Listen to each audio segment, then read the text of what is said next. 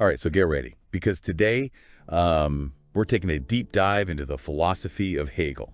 Oh, wow. Yeah, I know, right?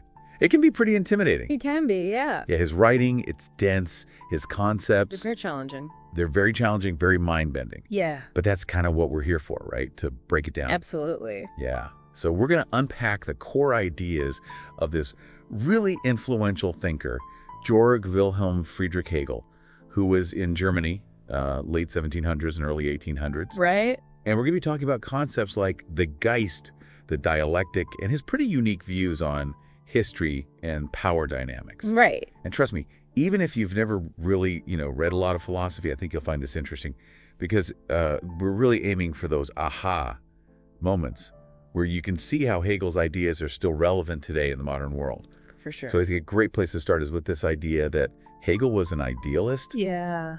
but not in the way we usually think of it. Exactly. Not in the, head in the clouds kind of way. Not the head in the clouds, yeah. Not at all. What did he mean by that? So for Hegel, being an idealist meant that reality itself is connected to our minds and our thoughts. Okay. So he believed that there is a force behind reality, this sort of like universal mind, and he called this the Geist, which is often translated as spirit or mind. Okay.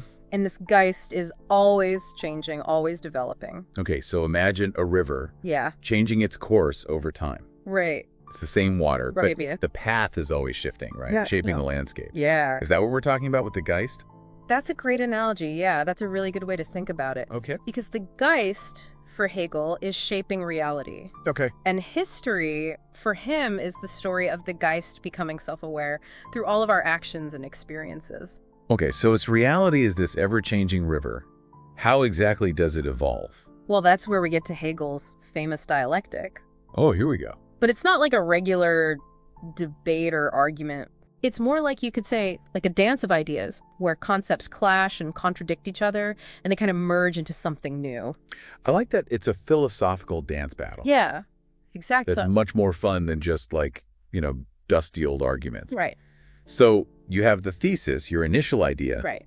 and that bumps up against its opposite, right? The The antithesis. synthesis, yeah. And then a synthesis comes out of that. Exactly, yeah. New idea. And this is happening all the time, everywhere, from how we grow as individuals to how societies change, even how civilizations rise and fall. Wow. Yeah. So it's not about finding like one ultimate truth, but it's about this like constant push and pull, this evolution of ideas that is shaping everything around us. Yeah.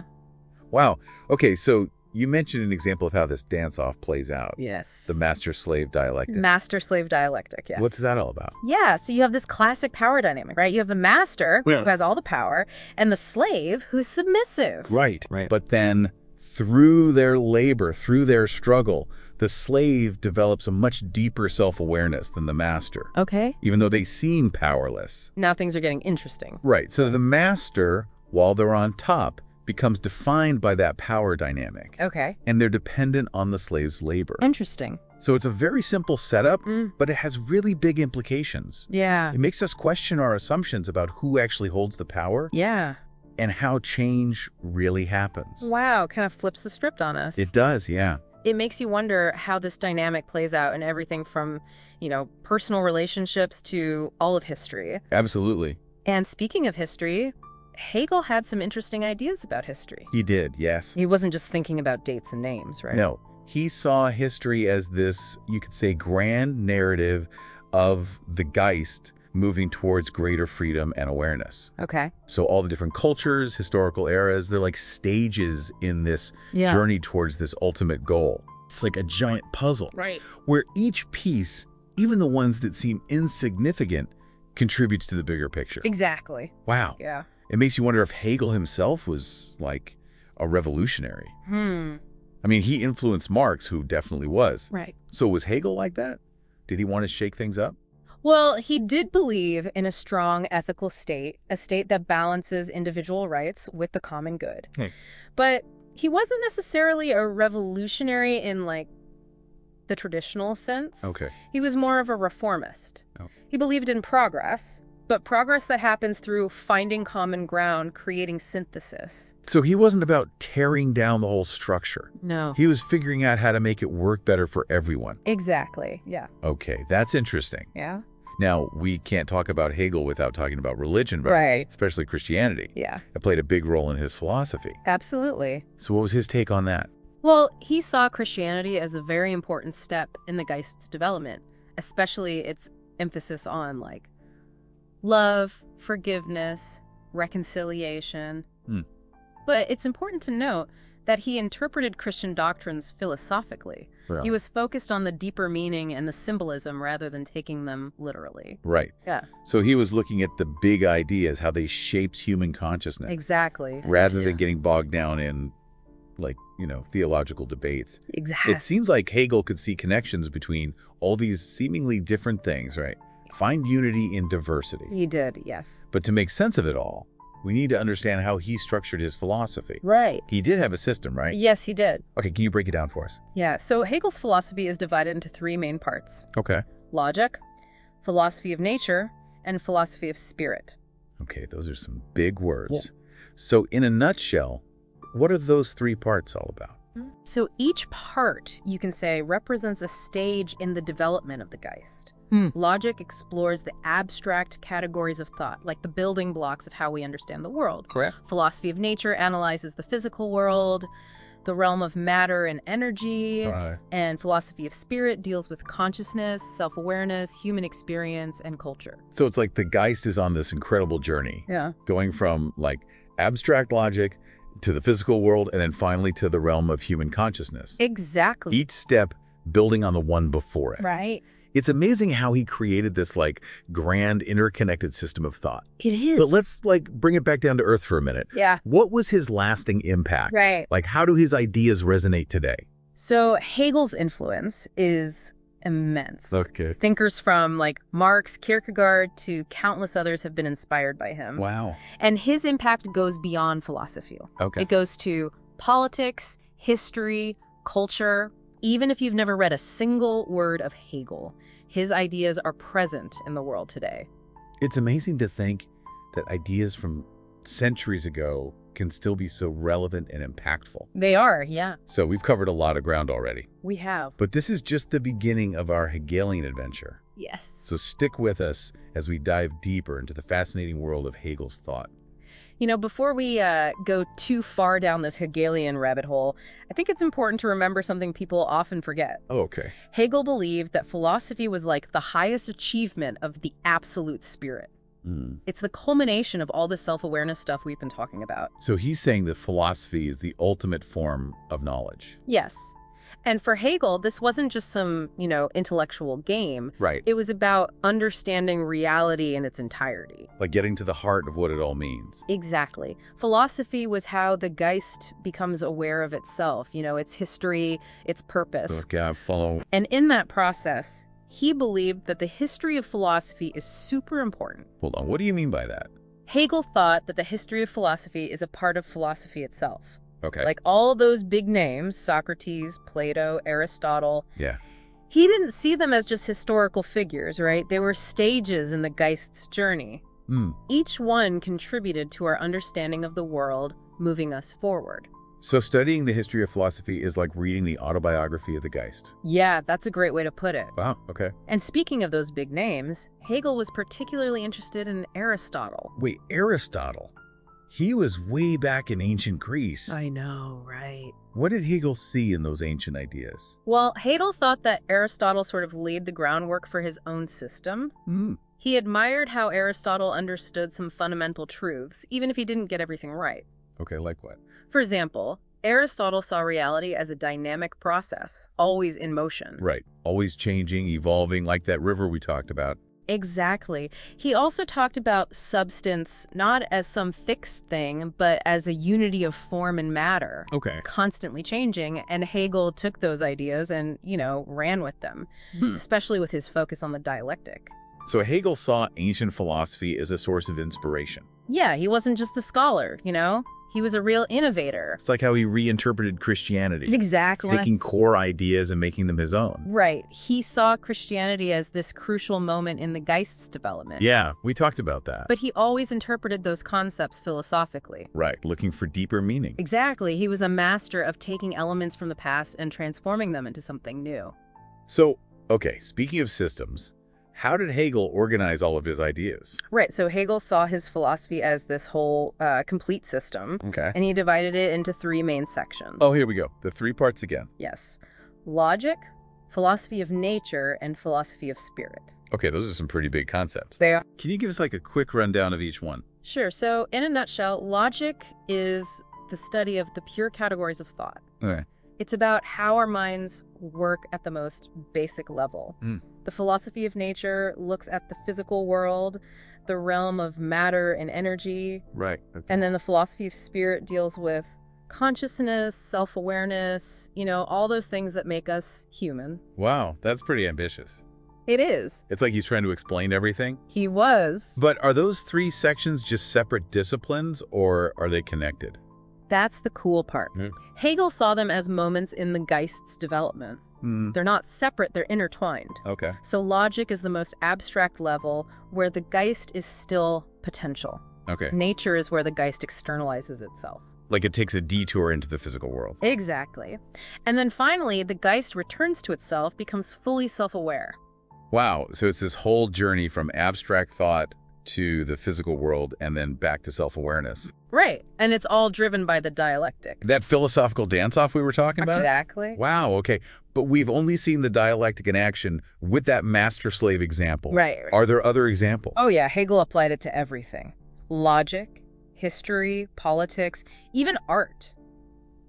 Give us an example. Okay. Yeah. How about his concept of the state? Okay, Hegel and the state. Let's hear it. So for Hegel, the modern state is the result of a long historical process. Okay. It's a synthesis that resolves contradictions from earlier forms of government. Wait, what contradictions?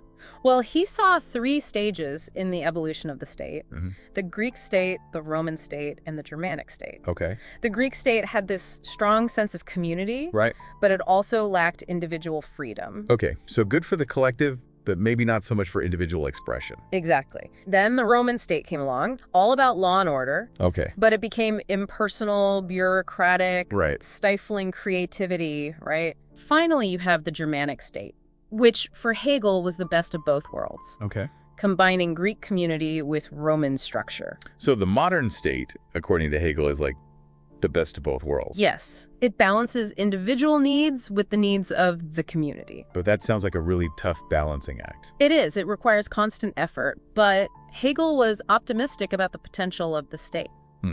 But didn't Hegel criticize capitalism? He did. We talked about his concerns with inequality and exploitation. Right. So how does that fit into this idea of the state? That's a great point. Yeah. Hegel definitely saw the problems with capitalism. Okay. But unlike Marx, he didn't think that violent revolution was the answer. For him, capitalism was just a stage in historical development. Okay. He thought it would eventually be overcome through reforms and education. So he was a reformer, not a revolutionary. Yeah, correct. Believing in gradual progress. Right. He's a complex thinker. He is. And this brings us to a common criticism of Hegel. Oh, what's that? Some people say that he was a conservative, an apologist for the status quo, Okay. but I think that's a really simplistic view. Why do you think so? Because remember, Hegel was a dialectical thinker. Right. He didn't believe in easy answers. Okay. He saw every moment in history as having its own problems. Okay. And we have to work through those problems. But not about blowing everything up, Yeah. but about evolving and adapting. Exactly. It's about progress, but progress that understands the past. Right. Okay. And this process doesn't mean completely breaking with tradition. It's about creating something new that keeps the best parts of what came before. It's like that tree analogy. Yes. It grows tall, but its roots are still in the ground. That's a perfect way to put it. And this applies to his view of tradition. Okay. He wasn't a traditionalist in the sense of blindly clinging to the past. Right. But he saw tradition as a source of identity, something to be learned from. Like his approach to Aristotle and Christianity. Exactly. Reinterpreting the past, not rejecting it. So speaking of historical periods, what about the Enlightenment? Interesting question. Yeah. Hegel was definitely a product of the Enlightenment in some ways. Okay. He believed in reason, in progress, Okay. but he was also critical of some of the core ideas. Like what? Well, he challenged this idea of abstract individualism. What's that? It's this idea that we exist as isolated individuals, Right. separate from society and history. Hmm. But for Hegel, we only become who we are within a community. Okay, so we're not just lone wolves. Right. He also critiqued the Enlightenment's optimism, Hmm. the idea that reason alone could solve all our problems. Right, just become educated and everything will be fine. Exactly. Hegel had a more realistic view. Okay. He saw that history is messy Yeah. and that humans aren't always rational. Right, there are always surprises. Yeah. Exactly. He defied easy categorization. Sounds like it. He was an idealist, but not naive, Right. progressive, but not a revolutionary. He critiqued society, but wasn't nostalgic for the past. Right. And that's what makes him so interesting. Yeah, it's not about easy answers with Hegel. No, it's about complexity. Wow. And that's why his work is still relevant today.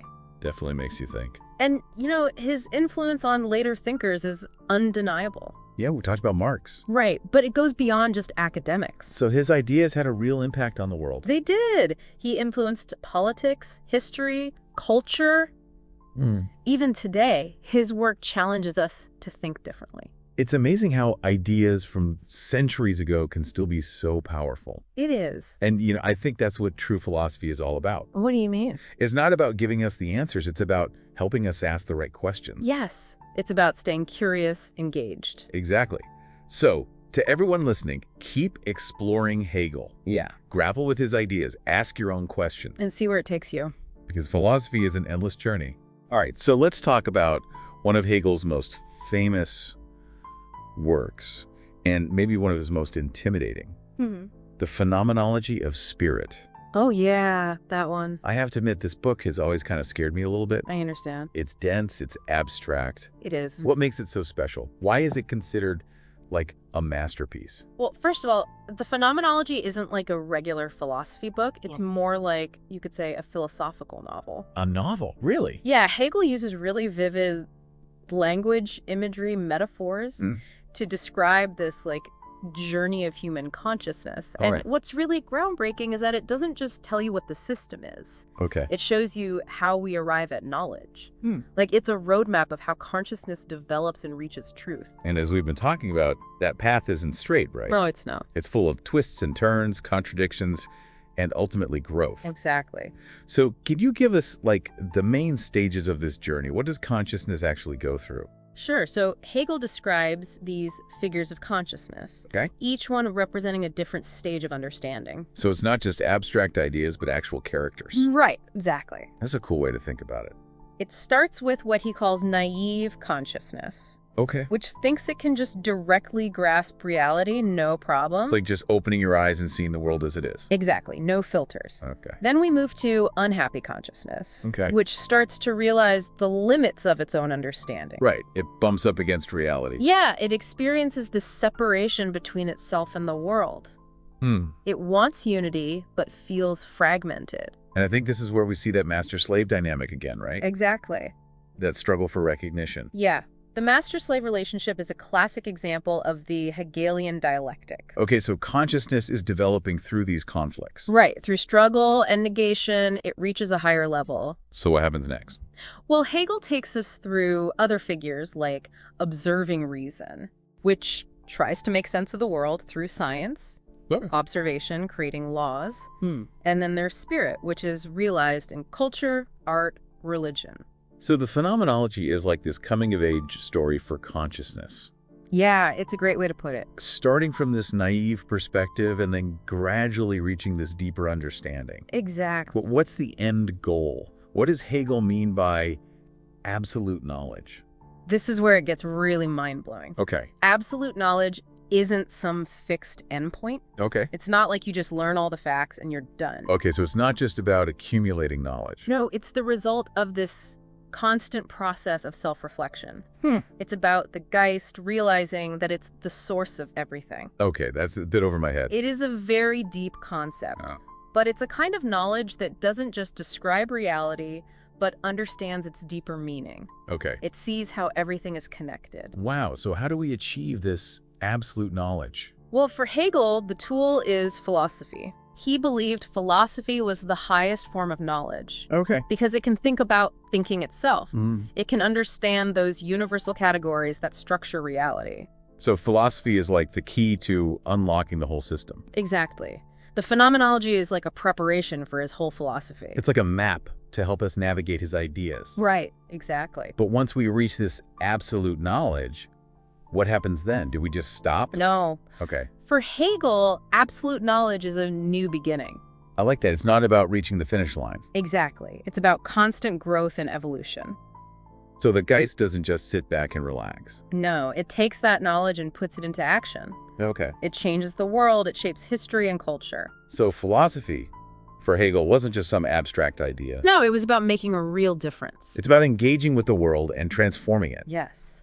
And I think that's one of his most important legacies. So he taught us that philosophy isn't about escaping reality. Right, it's about changing reality. Wow, we've covered a lot of ground today. We have. From the Geist to the dialectic, history, religion, even art and politics. It's a lot to take in. Hegel gave us this, grand vision of a world where everything is interconnected, It's a very ambitious vision. where everything has meaning and purpose. Yeah, He's definitely a thinker you can't ignore. definitely not. You might love him, you might disagree with him, Right. but his ideas will definitely stay with you. They make you think. And I think that's the power of philosophy, right? Absolutely. It's not about having all the answers. It's about asking the right questions. It's about staying curious, engaged. Yeah, never stop learning. Exactly. So to everyone listening, keep exploring Hegel, grapple with his ideas, ask your own questions. Don't be afraid to challenge yourself. Because philosophy is an endless journey, right? It is a journey of discovery, And that's what makes it so exciting. for sure. So thanks for joining us on this deep dive into the world of Hegel. It's been a pleasure. And until next time, keep thinking, keep questioning, and keep exploring.